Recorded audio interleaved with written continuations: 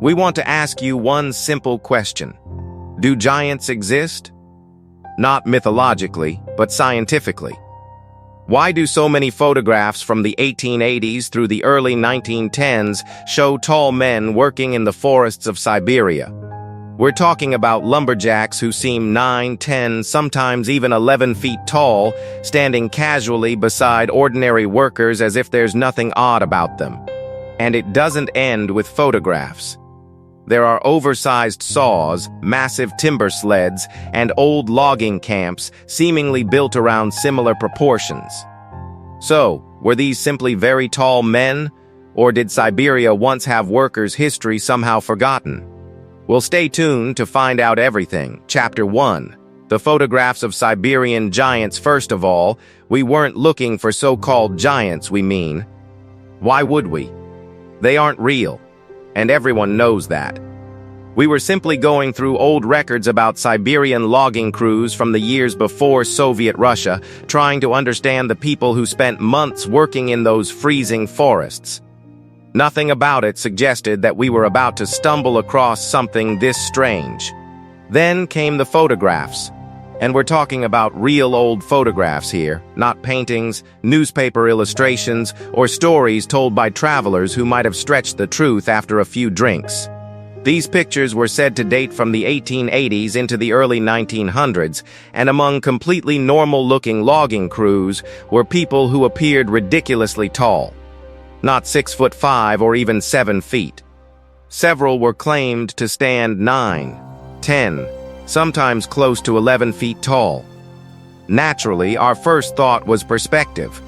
Put somebody closer to an old camera, and sure, they can look enormous.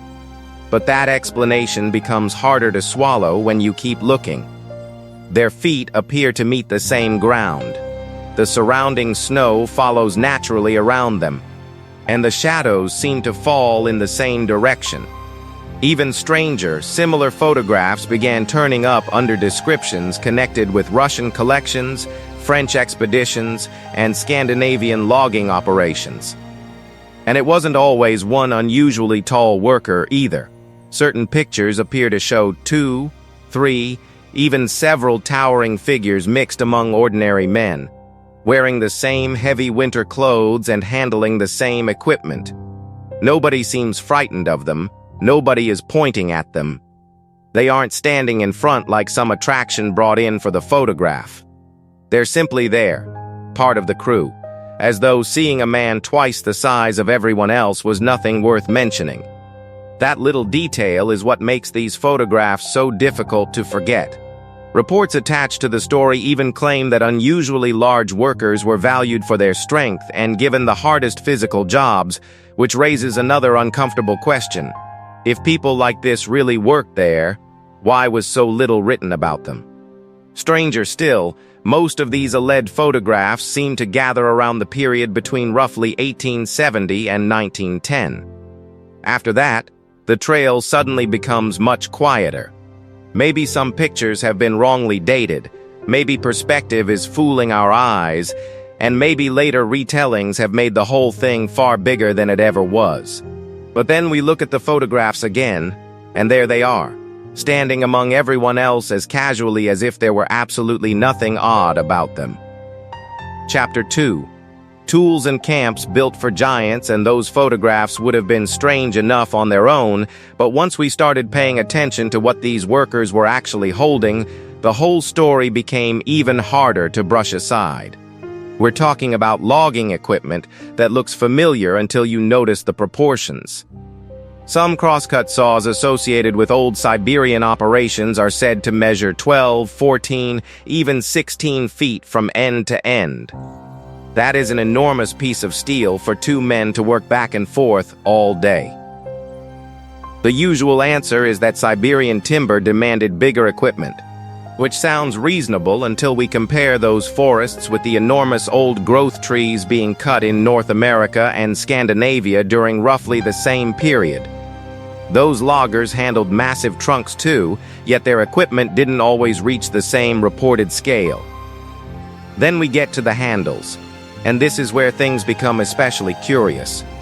Certain surviving examples are claimed to have grip positions around 40 to 50 inches apart. Try picturing the movement without turning it into some complicated experiment. An average man would need his arms stretched unusually wide just to control the tool properly. Every pull would be awkward, exhausting, and inefficient. Give that same saw to someone approaching 9 feet tall, with arms matching the rest of his frame, and suddenly those odd proportions begin to feel much less odd. The sleds raise an even bigger question. Across remote parts of Siberia, stories and photographs describe huge timber sleds supposedly used to carry freshly cut logs from forest sites toward collection areas. They resemble ordinary logging sleds in almost every practical way, except everything appears oversized. Some reported harness arrangements stretch around 7 feet from the shoulder position toward the load connection, while the heavy construction suggests they were expected to take tremendous weight. Calling them decorative pieces has always felt difficult to square with the story attached to them, because examples are said to show the sort of wear we would expect from hard use. And why haul an enormous ceremonial sled far into a working forest anyway? Siberian logging crews already had enough trouble surviving the cold without dragging useless equipment through snow for decoration. If these objects really belonged to those camps, somebody expected them to work. Then the buildings enter the picture, and suddenly the saws and sleds don't feel quite so lonely anymore. Accounts surrounding abandoned logging sites describe doorways reaching 10 or even 12 feet, sleeping platforms sitting unusually high above the floor, and benches positioned at heights that would feel ridiculous for an average worker. One oversized doorway can be explained. One unusually tall bunk can be blamed on whoever built it. But the claim becomes much harder to ignore when similar proportions are reported again and again. These weren't grand buildings meant to impress visitors either. Logging shelters were practical places, thrown together for men who needed somewhere to eat, sleep, warm themselves, and get back to work. Every extra board meant extra cutting, carrying, fitting, and time. In Siberian weather, nobody had much reason to make a temporary bunkhouse larger simply because it looked impressive.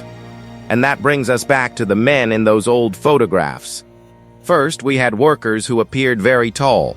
Now we have stories of tools that seem uncomfortable in ordinary hands, transport equipment built on an enormous scale, and camps whose proportions supposedly matched neither convenience nor economy. None of this proves that giant workers once moved through the Siberian forests. And some of these claims are extremely difficult to verify from surviving records alone. But taken together, they leave us with a question that refuses to disappear. If all this equipment was unnecessarily large, why did practical logging crews keep using it? Chapter 3. The evidence gets harder to explain by this point. We could have blamed the odd proportions of the tools on regional craftsmanship and those oversized camp features on practical choices we no longer understand. Fair enough. But the photographs don't give us that luxury quite so easily.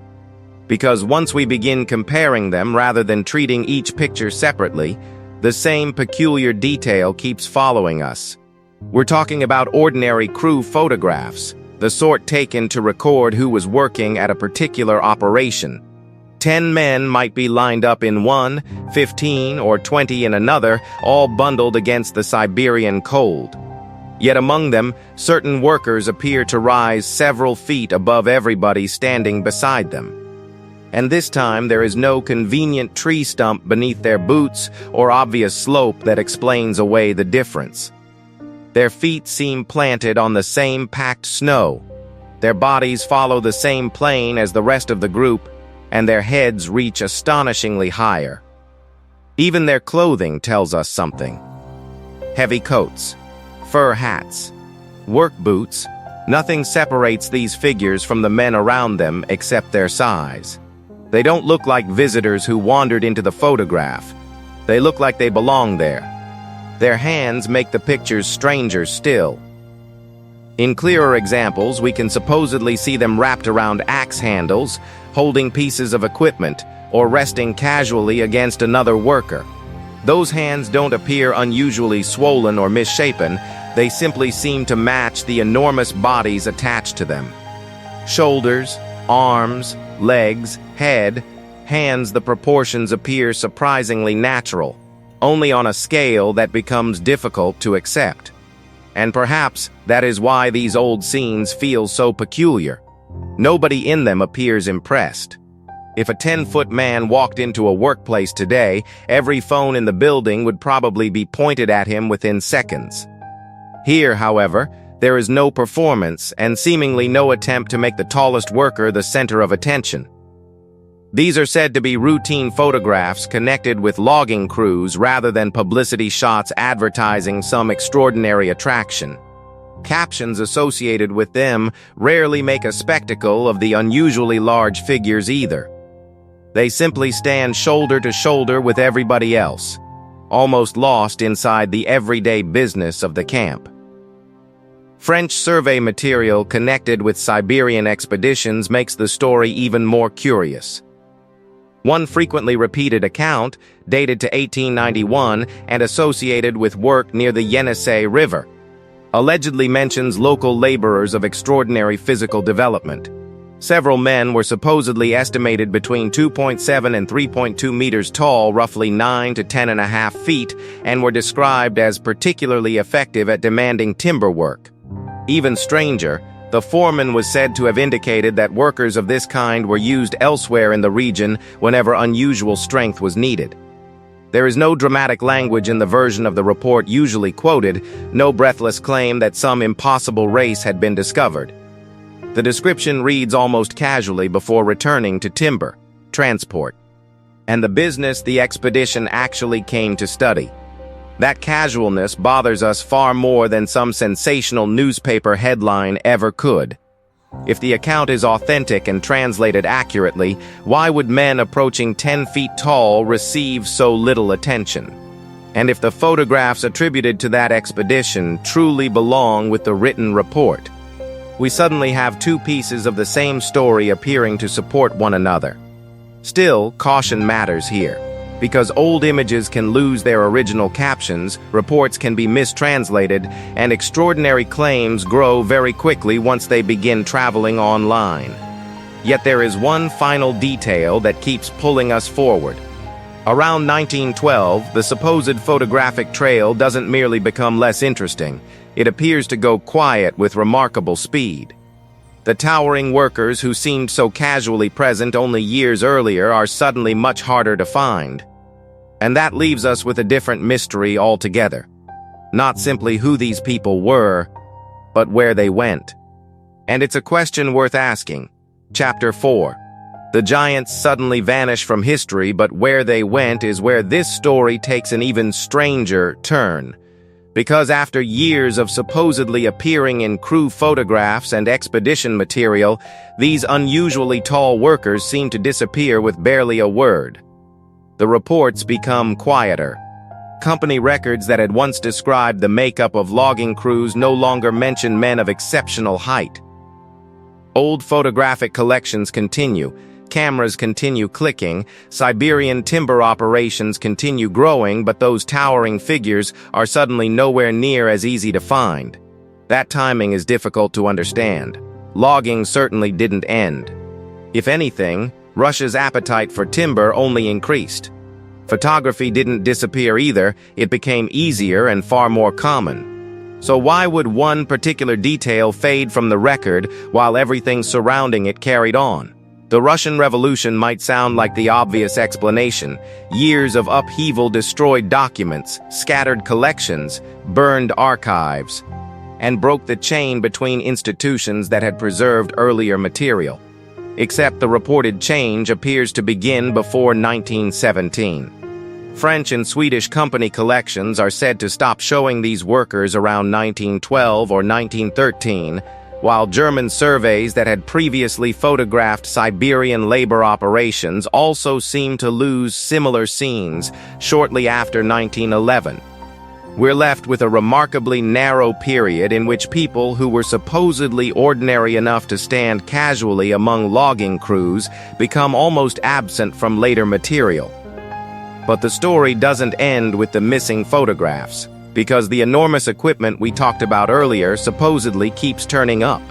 Rural collections, antique dealers, old industrial sites, and salvage operations across Siberia have been associated with tools whose proportions seem almost absurd beside an average person. There are stories of axe handles approaching 7 feet, huge splitting mauls reportedly weighing dozens of pounds, and pike poles so long that controlling them comfortably would have required remarkable reach and strength. The important part isn't simply their size. Many are described as worn, damaged, repaired, or marked in ways consistent with repeated work. In other words, they don't sound like impressive objects made to hang on a wall. Some were reportedly recovered around former logging areas, collapsed storage buildings, or places with a known history of timber work. Yet labels such as ceremonial, uncertain purpose, or simply oversized often follow them. Perhaps those explanations are correct. Oversized tools have existed for demonstrations, specialist jobs, advertising, and other perfectly ordinary reasons. Still, when the same story already contains unusually large workers, unusually proportioned equipment begins to feel less like a separate curiosity and more like another loose piece from the same puzzle. The geographical spread makes things even murkier. Similar claims aren't limited to one Siberian camp or one Russian province. Photographs said to show extremely tall laborers have also been linked with the Russian Far East, areas around the Ural Mountains, and parts of northern Scandinavia where Swedish and Norwegian timber operations crossed into the same broader working world. Different companies, different crews, different places, yet the story attached to them remains strangely familiar. Huge men appear among ordinary laborers, nobody in the scene treats them like celebrities, and somewhere around the early 20th century, that visual trail becomes remarkably thin. It almost feels as though we're watching a door slowly close, except nobody left a note explaining why. Even the old worker housing refuses to let the question rest. Remote settlements from the late 19th century have been linked with unusually tall doorways, high ceilings, raised sleeping areas, and other proportions that seem excessive for basic temporary accommodation. These weren't palaces where builders could waste material for beauty. They were rough timber structures meant to shelter exhausted workers in unforgiving conditions. Every unnecessary foot of wall required additional wood, additional cutting, additional lifting, and additional time. Building a 12-foot ceiling simply for comfort would have been a strange luxury in a camp where practicality mattered far more than appearance. Of course, architecture alone proves very little.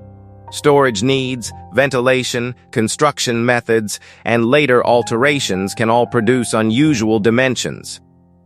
But alongside everything else, it keeps bringing us back to the same uncomfortable thought. The people seem to vanish from the record. The things supposedly made around them do not. And if these towering workers were nothing more than mistakes of perspective and stories added decades later, then we still have to explain why photographs, equipment, and buildings have all been pulled into the same mystery and why the trail seems to grow cold at almost the same moment. Chapter 5. The Forgotten Giants of Siberia, and maybe that is the part that stays with us. Not simply whether these giants existed, but how easily the whole subject seems to have slipped out of serious conversation. Bringing up the photographs and perspective usually becomes the answer. Bring up those enormous tools, and their purpose becomes uncertain. Mention the strange proportions reported at old worker camps, and suddenly it is explained as regional construction. Any one of those answers could be reasonable. What feels unsatisfying is how rarely anyone seems interested in putting all three together and asking whether they might belong to the same story. Because if the old photographs have been correctly identified, We aren't talking about one unusually tall man who happened to wander through Siberia. We're talking about workers repeatedly appearing around logging operations during the same narrow stretch of history, only to become increasingly difficult to trace once the 20th century gets underway. And where did they go? There is no famous migration story waiting at the end, no clear population record showing where these people supposedly moved. No simple explanation for why later cameras stopped finding what earlier ones seemed to capture so casually. One photograph connected with a 1907 French timber survey makes that question especially difficult to shake. 10 workers reportedly stand near a pile of freshly cut logs. 9 appear ordinary in height. The 10th doesn't merely look tall. Beside his co-workers, he seems enormous. Yet nothing about the scene treats him that way. Nobody has placed him in the center. Nobody appears to be presenting him as some incredible discovery. He wears the same work clothes and stands among the others like another man finishing another exhausting day in the forest. That casualness has followed us through this entire story.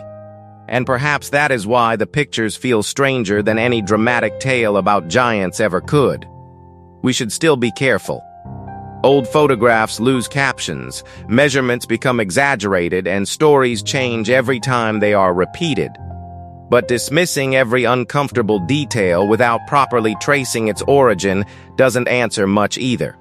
Somewhere between those two extremes sits the question worth asking. Who were the unusually large people in these photographs, assuming the images and descriptions are genuine?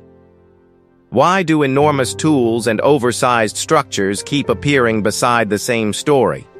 And why does everything become so quiet afterward? The photographs remain.